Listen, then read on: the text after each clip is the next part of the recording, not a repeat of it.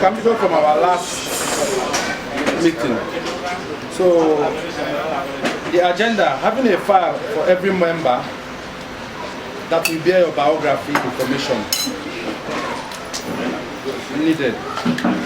Passport photograph, full name, next of kin and status.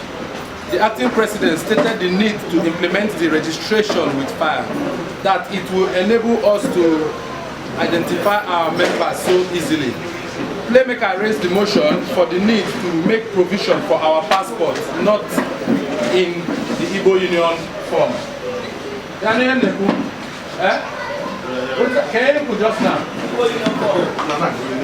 Thank you. Galopi also said that there is no need to include the provision for passport number for security reasons. Dada insisted that there is need to make provision for the passport number, and he also said that there is need to make provision for our addresses. That's via home and abroad. Izu, the acting vice president, suggested that since the association having in mind of having union ID number, there should not be need for passport number.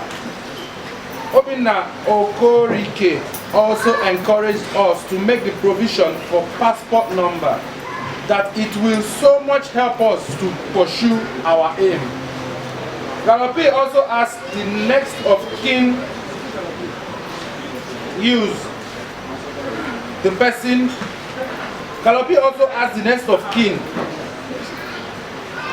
the person be in Malaysia, or will the person be in Malaysia or in Nigeria?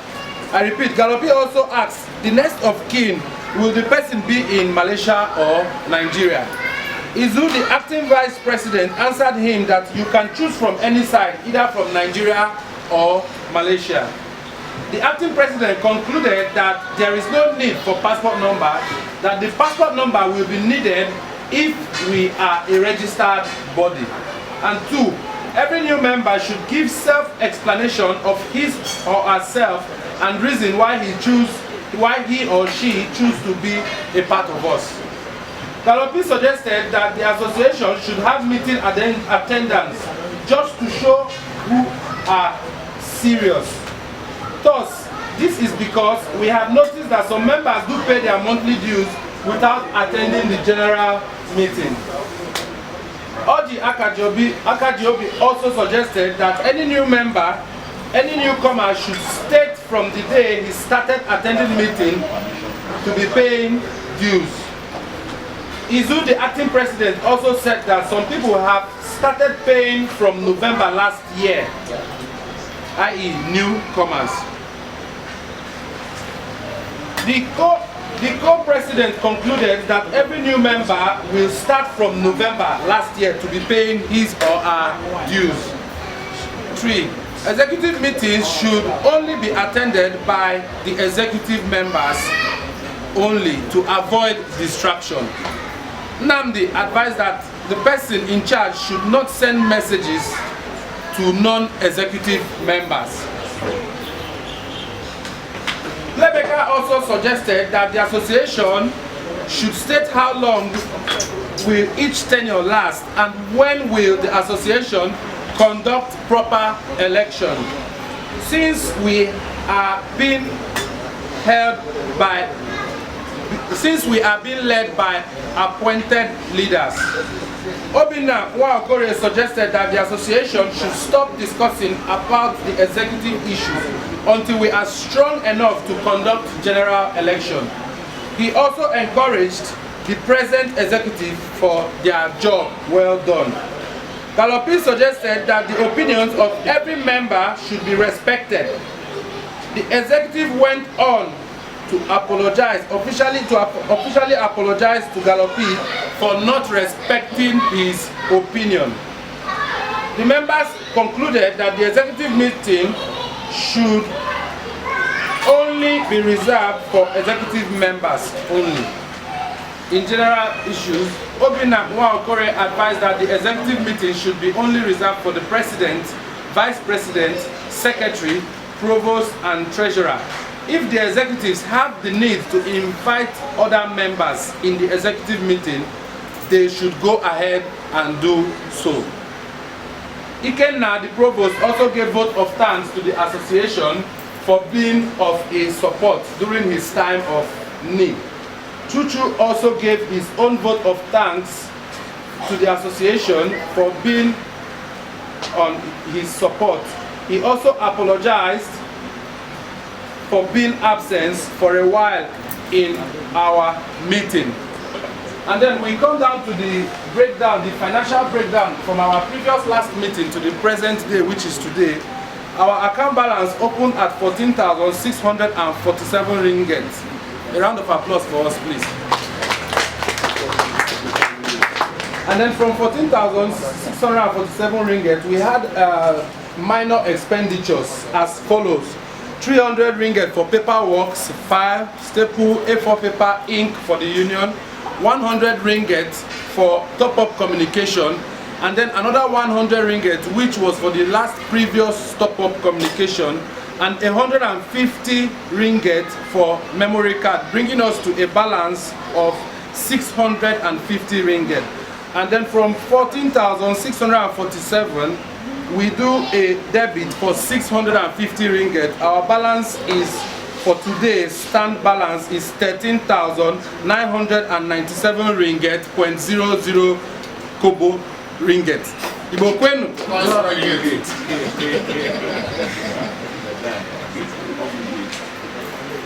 Biko ihe agụrụ ọ bụ ihe mere.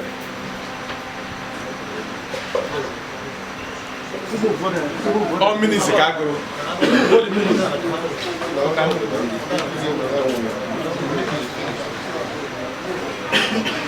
And when we different opinion now, we have grown up.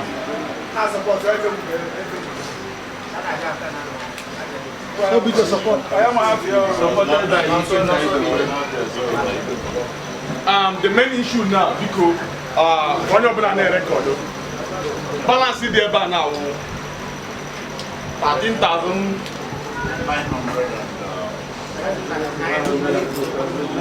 Almost 14,000. This figure are very important. I want to know before we do this meeting. Here in Abanga that is as a total of. So this is exactly what happened. Because Muaderia, I expect him now he didn't care as long as I did that money. And as of today now, I met an meeting now. Never they go that work here. Never get to that work here so that you open a guy where standard. Nice or different things now that we are moving forward. Today I put more time I go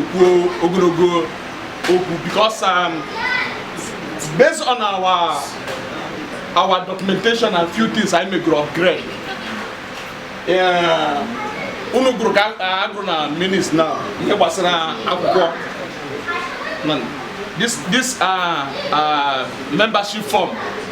On your brand with it, on your brand, I get here now. On your brand with here. Next meeting, you got it on here with passport photograph, picture, one picture. Now, you will pick now about our register and make you upgrade. And make you upgrade. And when you know, get that number. Now, because I got through now. So, help work. For our register, on your number. Now, in terms of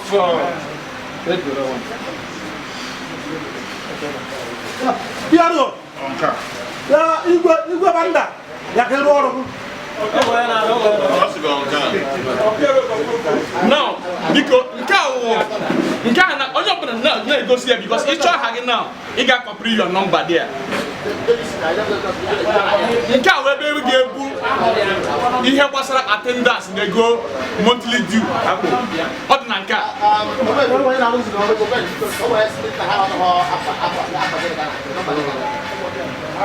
you should not forget about now. In one of our heads, we're registered, you know, number there. That is why you wear Nyakuaka, you may pay your twang again for the number there. Probably not. It's not going to be about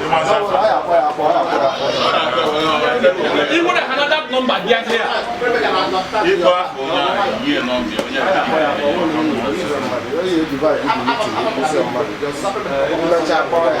So that number now, Oprah again. If you're not what is the main go upgrade the phone.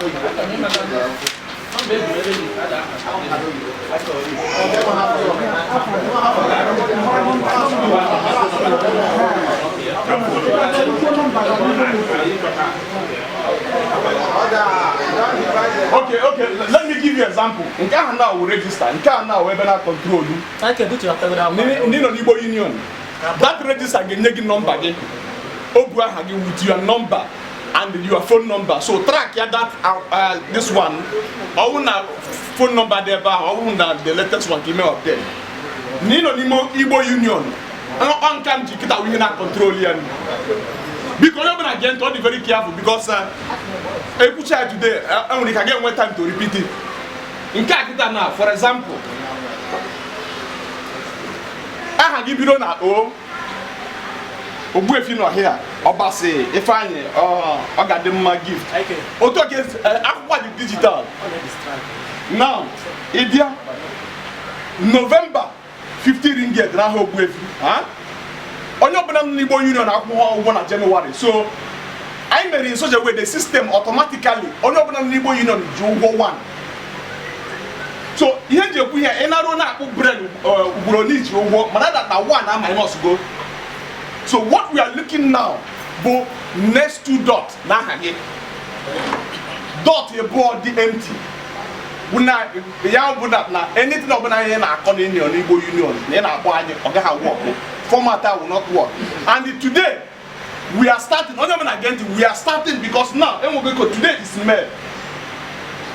Today, you got how many dots today? Complete here. Standard Igbo union or both. I go for dot at the back. Huh? Manakwana no with one dot.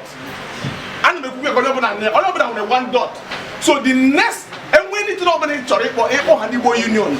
Able to one here na choose 1-2 more dot with January you make your 3. After hana 3 dot na hage.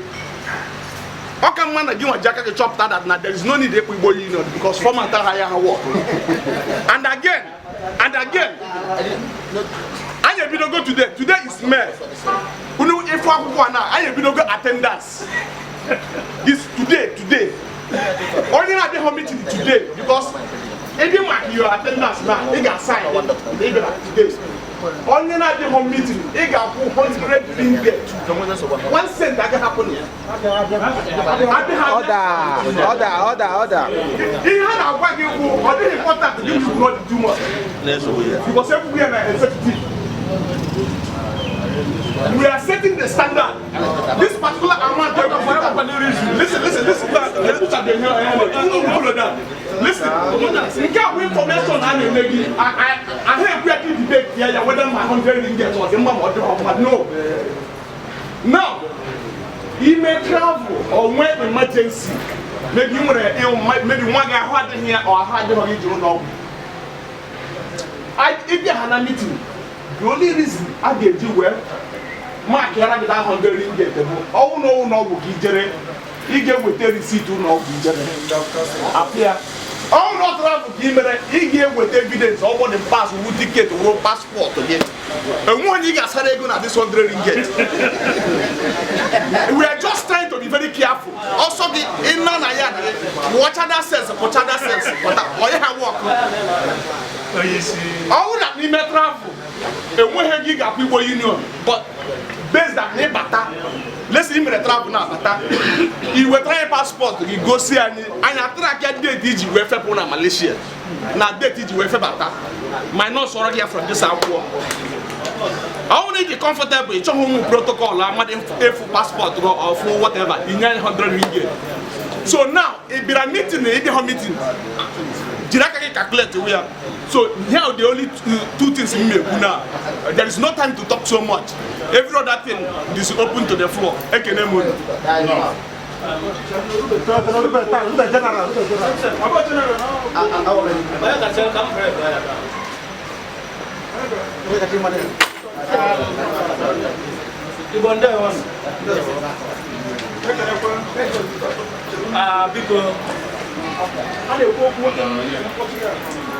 I'm a medical that I wonder, do you have absenteeism of 100 ringgit?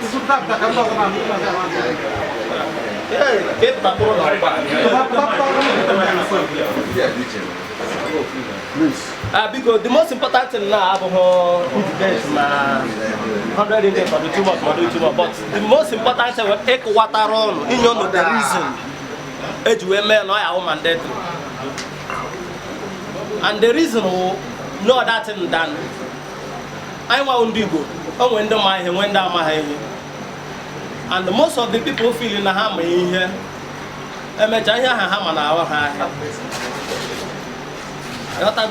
So over there I'm on in here. One asked and I run a company. Go I watch a meeting on Saturday. Company I had here time. What I asked and I have a government worker. Okay, I watch a meeting. Yeah, that's 2 or 3 hours. In the government, I had here the privilege to go. But everybody not here will direct of his or her own self. But I know doesn't take other people for granted. When some people now have the time, no matter any place, no matter the distance of wherever they may be living, how can make sure now have at the meeting. But the Kagala Opa here. I'm a member of the Man, I make sure on even on time. So because always some things so ihe ọ ga-awụ anyị na-eme ya afọ the seriousness in it. Ihe a Igbo Union na-abụghị social club nke ọ na-abụ village meeting. Ihe a bụ ihe anyị wepụtara time na anyị ga-adị serious. Now so many people have formed many organizations here in Malaysia but it couldn't stand. But this time around I will throw wine I game here and it must stand. If you are not with us, you must be against us. So if you are with us, please, the 100 ringgit absenteeism, make sure you will try that 2 hours once in a month. Meeting. That's all. Your presence matters a lot. Upon need you 2 million, then on a beg it, you need clear register, it doesn't really matter.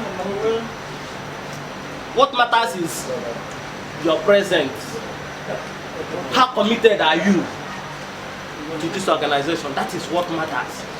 So people can maybe I may impose now who I appointed me. Yes. It's okay that way. Because this time around I had to make I please anybody. Rather I had to achieve this goal I dreamed for this organization. Because so many of us have many things to do, but I know waste our time to make sure that things get a number. People, whenever I arrive up here, I'm not waiting to now, but don't not wait to say, oh, they have opened my hand and put them on. I want you young fool. Okay. I'm doing my job. Okay.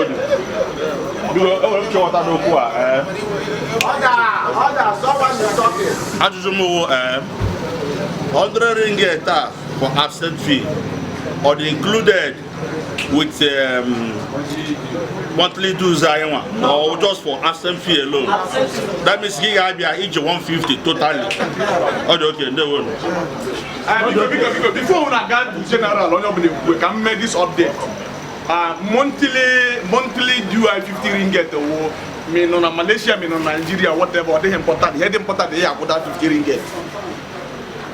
Okay, 100 ringgit or above. All need me travel. You go sign proof. You need to have where. The moment you need to actually go through to God, Igbo Union. All standard actually say. What the format? Now, I have Webun Express. I'm going to be here every day because few problems and the buying can be gathered. On your now, how come? It was a problem. Suddenly you look for your my friends in Malaysia. Or Igbo Union, was the or the man I get but think I will part of us. That is the reason why Igbo Union can never ever call you on phone. This is the only union that Malaysia when he can look at one day. I want to hold the huggy, you want Igbo Union and we will come to help you. I want you here I won't work, here I won't charity organization. I may meet in working while you're here. If they have and we'll go the 100 ringgit first. It's chap one more pata. I want to continue with Igbo Union. The fact remains it can quarter 100 ringgit. So for almost 1 month to now. Yesterday I spent almost the whole day and made this update. I want standard here now for now. You know, you know, calculate here for that now. No, but I need the last donation sign government. It's very important.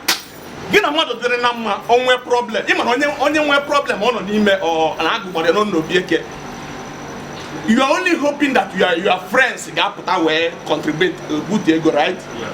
So yeah, this donation are not here and I will go to because I already start tracking it. Call ya be more problem. And when we donate ego, I only do up to date in Igbo Union. What I see, man, I have one meeting. And when I'm guessing how we support because I'm really why he no need me? Did you have this information? Oh, we can now why I feel no hate again. One and why you with a problem. No donate 100 ringgit to me. He will not track and digging high energy and I'm digging high and make a business. Because individuals' life I teach. I'm a behind you here because most calling again. I'm not going to say be interpret because we are only take the whole day. Somebody with a problem or don't have to date in Igbo Union. What was the meeting? Friends, Patani Benny and one year Patrani. No one was any even though not Borom. Now, no one now that you have to date in Igbo Union or all night in Yaka. But give one no Mogi in had their meeting to can we in Yaka. Now, so go on, I send the onye Amamoto Messi where on your back go terrain. kpọtere ndị ga-abịa nyere gị aka ọ onye gị na na-emekọ business nna ụmụ format ya like I said ọya ha na work mgbe chuchu nwere problem chuchu gewe ntị Gallop wetara 500 ringgit Gallop ọ n'ebe a Ogbuefi wetara 300 ringgit Ogbuefi adịbụ na Abunga Lord wetara 200 Abunga n'ebe a JP onye JP adịkọ John Paul ọ wetara 100 ringgit Nonso Hyundai Nonso Hyundai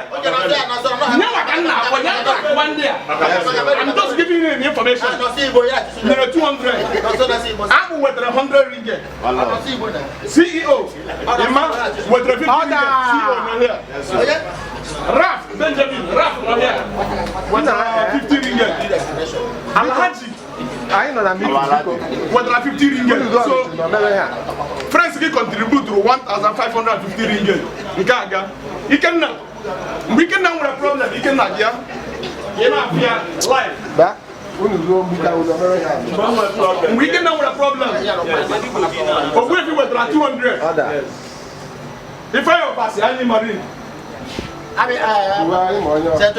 wetara 100 ọjị oke osisi wetara 100 One below Kingsley. Oh, wetara 50 ringgit. Miss Kana wetara 100 ringgit.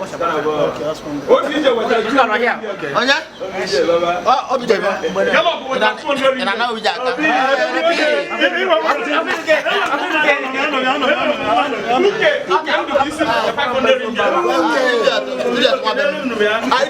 Juice wetara 500 ringgit. Juice idiot.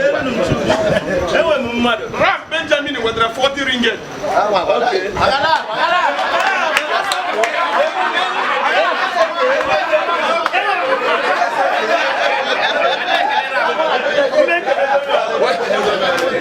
Mkwemeka Ejike Peter. Mkwemeka wetara 100 ringgit. Dada wetara 100 ringgit. So total 2,190. Listen.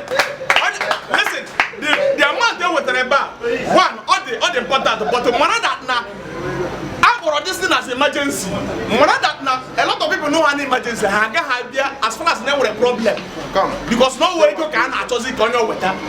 So you have to be grateful. And we go to wedding. This record I think any boy you learn forever. And we can now, all times when run over there. Okay. Because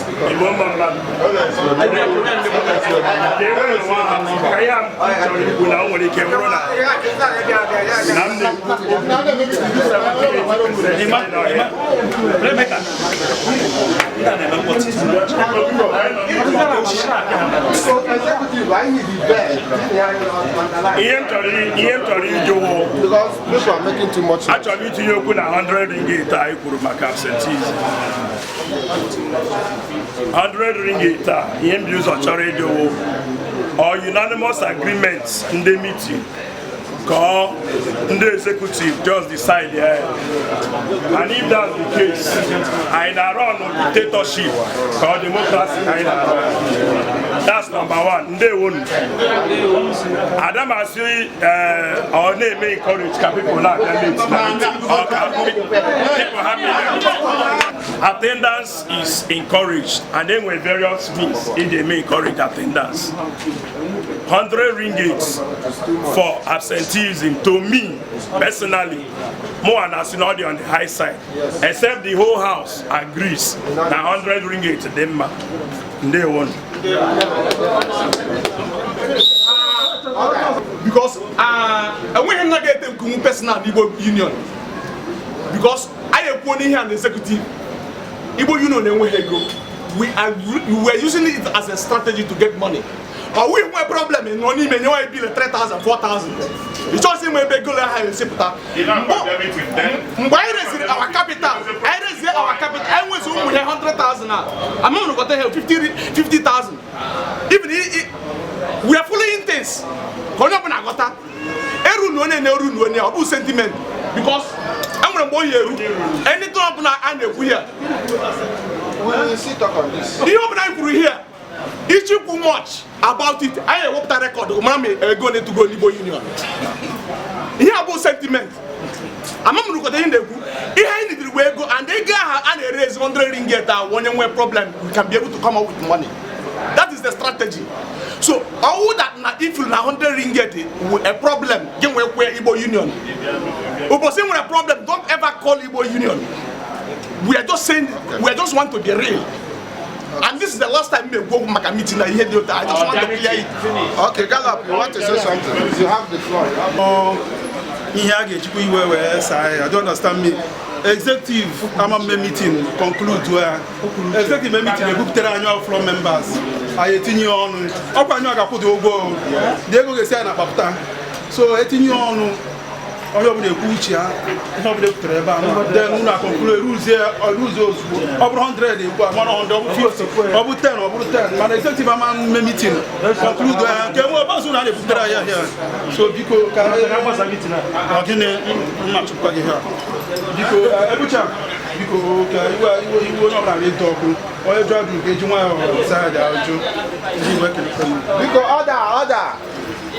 You still want to say something? Dr. Miller, why you're now?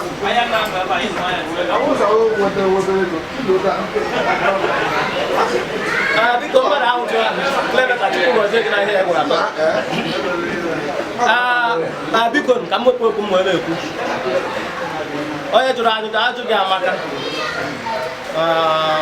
okwu niile ekwuru ebe a dị mma maka uche onye adị njọ na isi ada anọkwa n'afọ eshi ishi otu ọbụla ọ na-esi na-adị this fine ahụ sọsọ floor members ya bụ ya ma ha dị absent ọ gakwara also to the executives but anyị ma the reason eji wee tinye ya like this. Brother, okay, say I'm a go and about it. I'm a high here, and only open no here and there is no my take comes to go one again. Yagota, Ebem Sura, I am to son. No qua, Yabasanjo no oil. Okay, they might not be there in the rough man. Okuana, Yana would tell your opponent. Where they can, Manonia, another queen I had. Modern change automatic organization so now pattern and a form half or more want to have fair no all because of the way has we follow her brother as for a matter of fact only you see how the straightforward to one day and go down and the only way I get to achieve in this organization is what only I am a child to I know get temporary. But I told him, I said this thing, oh, we are now, I told you, said record 200 years to come. I can say, Nambunda, no, no, I do to add, and nothing to be normal at that time. Oh, we are not doing it to please anybody or to displease anybody. Rather, I had a mail to set that goal so that I am a sample of the money and phone. Because maybe 100 ringgit and also floor members. To me, you or any other person, as far as Igbo Union is concerned. And the idea people how serious we are. All your need really serious. A meeting, general meeting before less money in town.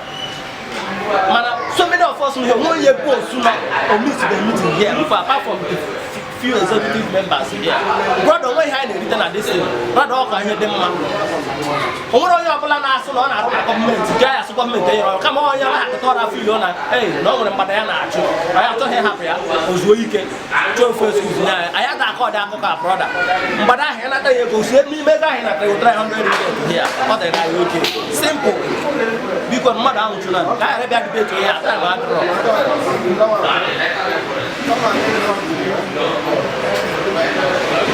Order. Let's speak like that. Order. 100 ringgit for me. I got to my home. So yes, we are my West Latvia. So I'm Otage Simea go other one. I am Smeku. You can see we have made a go now by a because they broke tea after. I will ask Roya Open bit next time, Capia Rotan 5 or 10. Emily Kahan about the Sibego, Amasimo Olagebena, the Rotan. Now, Kevin Zoko now see Kaibu go to my from Maybe Good food rubber in a meeting. Because on my food, I chop 2 rubber or Monday meeting.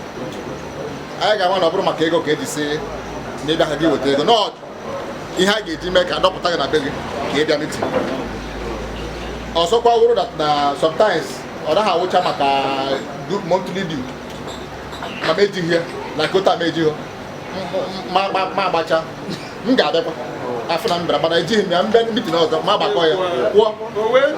Now, can we see was another room more about Nebe Gold? Uru but a kind of meeting. You want to hear Kuka or Bara one day, Uru, a top of tier. See what they go to side, they got 2 for one side. But when I have come back, they got Tia and Rotan, I'm because yeah, I did costing in school. You have the price, you have the cost. Open 100 ringgit too much. I come back here, Tia was equivalent. So because Sabia, you have something to do this form. You know, or to treat my Mamua. I may say about I he had a union, put our ACP, Western Enya. I watched the Piazza called the Pota. So now, in Yakua, I would for Doya. I come to him and they got there because he didn't.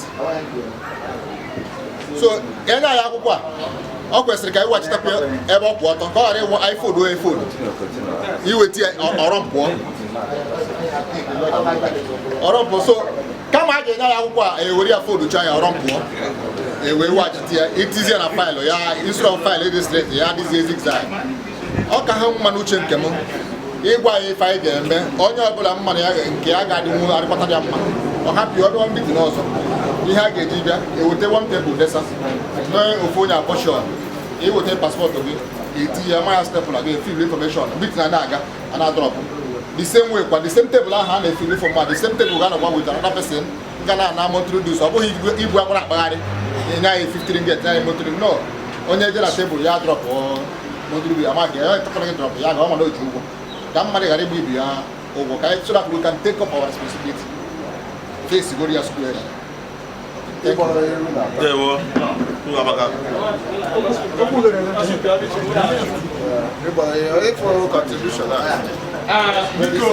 ihe gbasara akwụkwọ a ịma na enweghị otu ị ga-esi mee ihe akwụkwọ a na aghara ịfụ ihe mmadụ ya akọ ihe dị mkpa bụ na ị ga-eji akwụkwọ a na ihe ahụ akwụkwọ ndị Igbo Union akwa ịnọ n'Igbo Union irejista ndị Igbo Union ịnazie doezie na ya adịghị because fọmatị nke a onye na-arịta ọha n'akwụkwọ a fọmatị nke a agaghị ekwu ya today ama m ihe nji makara ekwu ka ịghọta na uche anyị dị n'ihe niile anyị dị very serious n'ihe anyị na-eme ọ dị ka mitin a na-ekwu okwu ya few people nọ here wepụtara obi ha niile na Igbo Union ọgwụghọ a na-apụtazi ịdọnọzie na ya what are the main reason eji wee tie even this 100 ringgit a na-ekwu okwu ya I don't know because ịma na ị nwere 50 ringgit ị ga-akwụ that is ụmụ boy gị ka ịkpọpụtaziri ka ha rụọ na Igbo Union kwụọ 50 ringgit monthly due ị nwere ya ịchọgodi kwụọ 1 year ị dọnọzie na ya adịghị the next thing call ka ị na-etezi ka inye Igbo Union bill 10,000 ringgit onye ha wọkụ onye ọbụla gee ntị ụfọdụ ga na-awọnda ka ma gebe ntị ọwụ mmụọ na-anaka ego Igbo Union ọwụ mmụọ na-ejide ya mana one sentence n'Igbo Union bụ ọmụọ na-eme ọ dị ya ụdị problem ọ sọrọ ya bụrụ fọmat niile ọ sọrọ ya bụrụ ọka mma na ikulu dan akwefuru Igbo Union awụghị ebe mmadụ na-apụta dị eme sure ọ na-akpụsị asọ whatever anyị setiri standard because we want to achieve something anya work one next meeting na our constitution ga put aga ekiote sike we work all constitutional GIG move for registration. We know, we understand that now a lot of people will not be comfortable. Nke wezoku ko singra Malaysia. System if no boda, give on omogi, they are comfortable with it. Come on, after a period of time, a man said that not that system yet the money help that Jagani you. So most of the time, Nino Dibo Union, and not talking in the Caribbean debate here from morning to night. Condition and I be reasonable enough. It's Nino Dibo Union, and there are chances you will get the problem or whatever. You may call us. We are giving you condition, Ogabo. If you fully handle the whole condition, everybody will be there for you. As simple as that. I was at a meeting at 4 o'clock, and I had the mark 7 o'clock. Can you hear when you give for late comer? I said, I guess I each now, my baby. Come on, come on, about then.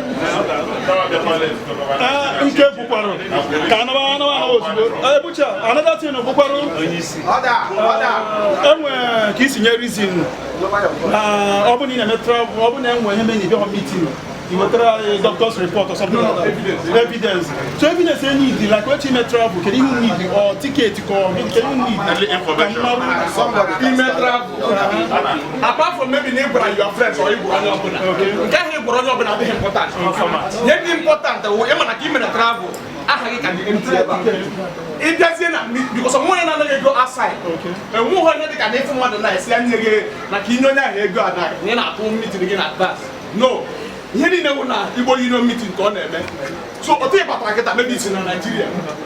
And maybe not 2 months, and we're 200 ringgit, right? You with a passport, you made a travel, no possible. So this 200 ringgit, I'm not here because you were to go evidence. All now go get a meeting. You will get receipt, whatever. I do here come out here on I'm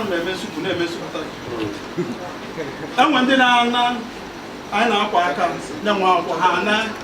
how about our they will double this Batawa and how about an airport? Are they assuming a passport? How about how about that passport for telling here when they got where understand? So yeah, can you see can draw so that they but I want a ticket. I want a ticket. A master man job to for them pro to stand. So now me see can the theory is no of my go don the maranya. Na kan ko an kan ko. Ndi bo ndo ma kwezo no. Mada no kwa eba. Ai ga ya. Ya biko no check it when I start to go biko. Abu na probo sigi for you probo sigi kuna you come na like phone whether you like it or not throw him down or me and you fight. Understand? I dare here. No understand. Understand? Continue. Okay. Mama no. Any checking tree is a target. Throw the person.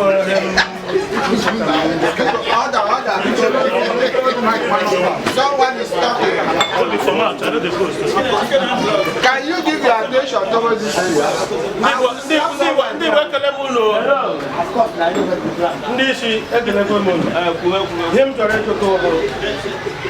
Unu moto oshede na Malaysia. Ona re mba hamba. Ahia m chọrọ ejo wo. Onye ji nego. Si ko ko update as in maybe 1 year by December. 5 years. Just ko ojide ojide. Because ona re mba hamba. Ona re mba hamba.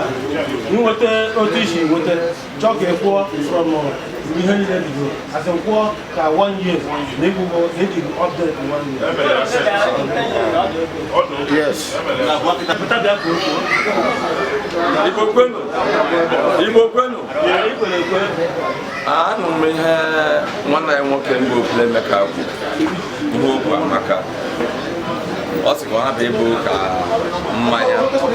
when the store meeting ihe ọgwụ eziokwu otu mgbe ụfọdụ kwa ka anyị matakwa na anyị nkwari mmanya onwe onye ọbụla mara ihe nna aṅụ ka ọnwụ karịa ogbori ya like na example anọ na field since morning uche ndị mmadụ anyị na-aṅụkwa mmanya ebe ahụ aṅụchakwa mmanya ebe ahụ anyị pụtarakwa banda pụtara and mmanya adị ebe ahụ vidio ya ọkwa m akwụrụ ọgwụ ya na I see what them mother now carry whatever one and get anything and we can I call us story. Can happen now you go happy to carry nine mother so. Okay, go man na one mother here where we have the man as a young you go know how like you can my hide here. You go know you work in them moon.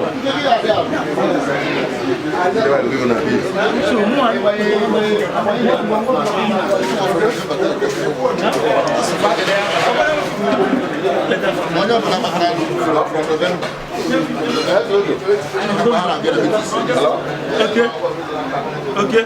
Trans I have a fake one. I have original.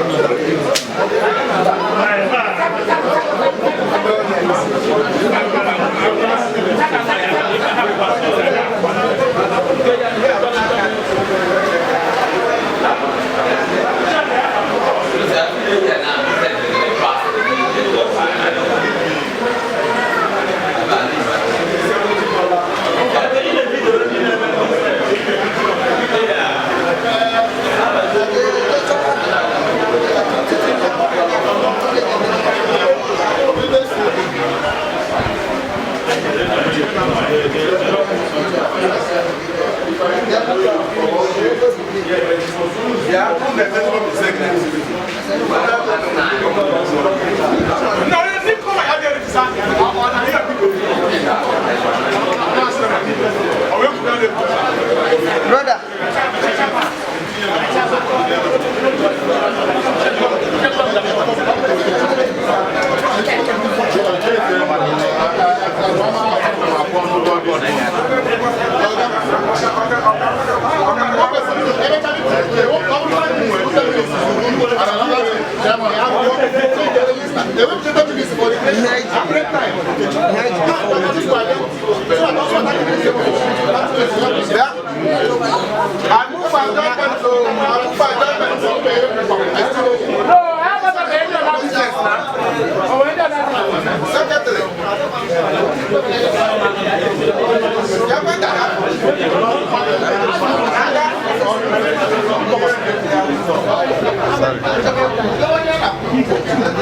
I've been the committee all those white.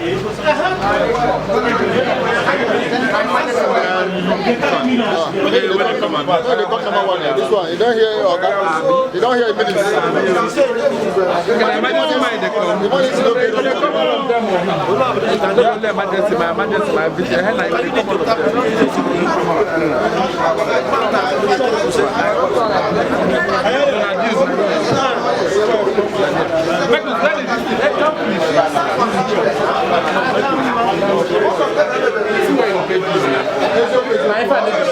I think I'll come back to the house.